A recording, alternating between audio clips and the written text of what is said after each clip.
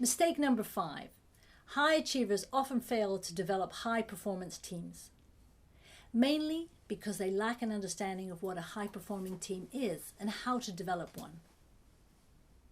A team is a small number of people with complementary skills who are committed to a common purpose, performance goals, and approach for which they hold themselves mutually accountable. Other reasons that the high achiever doesn't build a high-performance team are they're inclined to put tasks ahead of people's feelings and so may struggle to focus on building relationships. They have often been promoted as a result of their technical expertise rather than their track record as a manager and leader, and so are more used to doing things themselves rather than delegating.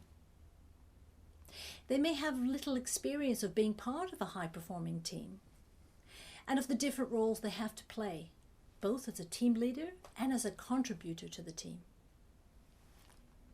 Some high achievers may aspire to building a high-performance team, but due to factors mentioned just a minute ago, they can have a flawed understanding of what a team is, or more specifically, what a team is not.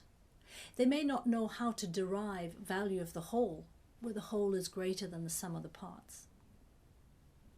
High achievers often cultivate good one-to-one relationships with individual team members, but they ignore the team aspect, and so relationships between team members aren't cultivated and a silo culture develops.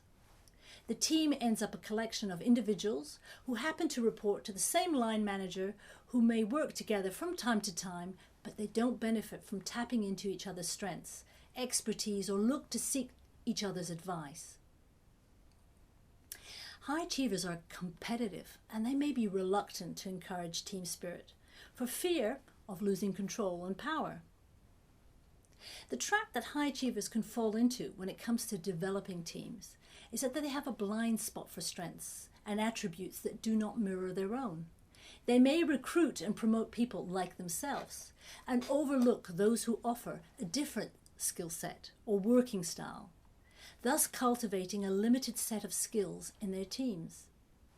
As I mentioned in Mistake 4, it's important to identify and harness people's strengths, and nowhere is this more important than in a team. While individuals are not all-rounded, a team should be, and any strengths gaps need to be filled. By not building a high-performing team, the high achiever misses an opportunity to excel and engage team members.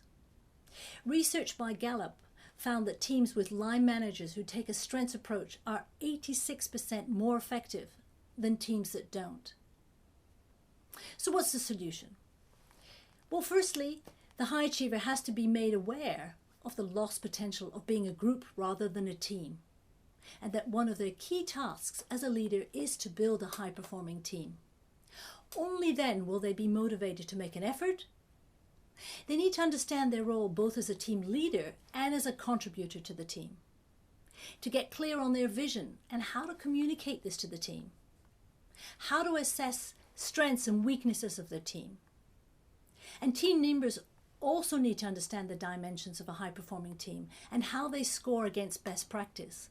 Only then can they collectively recognize any gaps they may have and decide what they will fix and how they'll keep each other accountable for making it happen. Lastly, it's the team working regularly together where they start to build trust, accountability, commitment, which is crucial to becoming a high-performing team.